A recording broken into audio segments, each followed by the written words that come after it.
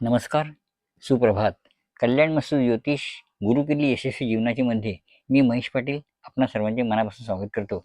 आज सोमवार दिनांक 17 ऑगस्ट 2026. श्रावण महिना आहे, शुक्ल पक्ष, तिथी पंचमी संध्याकाळी 5:02 पुढे षष्ठी. आज चित्रा नक्षत्र आहे, त्यानुसार योग शुभयोग आहे. करण बारावकरण आहे संध्याकाळी 5:02 पुढे कौलवकरण आहे. आज संध्याकाळी 4:20 चंद्र कन्या राशीत राहणार आहे, म्हणजे कन्या रास आहे, पुढे तुला रास चालू होणार आहे. आता बघूया आजच्या शुभ अशुभ वेळा. पहिली शुभ वेळ आहे पहाटे 5:50 ते सकाळी 7:29. दुसरी शुभ वेळ आहे सकाळी 9:08 ते 10:46. तिसरी शुभ वेळ आहे दुपारी 3:42 ते संध्याकाळी 6:59. आता बघूया अशुभ वेळा. पहिली अशुभ वेळ सकाळी 7:29 ते सकाळी 9:08. यावेळेस अशुभ काळ राहू काळ आहे. दुसरी वेळ आहे 10:25 ते 12:25.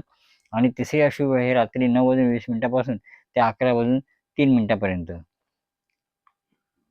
आता बघूया आजचे राशी भविष्य. पहिली मेष रास. मेष राशीसाठी आजचा दिवस संधीचा असणार आहे.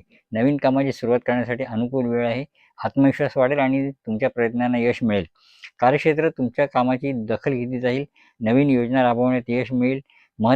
सहकार्यांचे सहकार्य लाभेल. आर्थिक व्यवहार सावधपणे करा.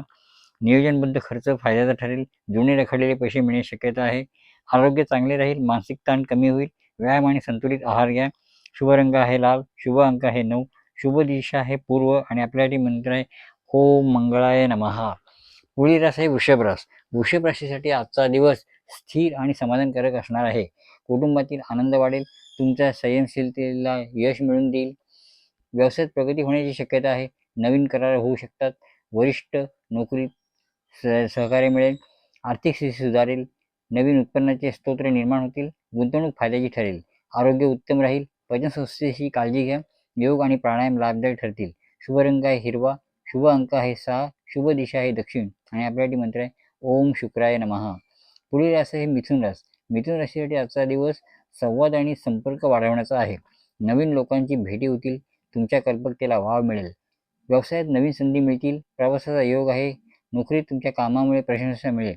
आर्थिक व्यवहारात संतुलन राखा. लहान गुंतवणूक फायद्याची ठरेल. खर्चावर नियंत्रण ठेवा.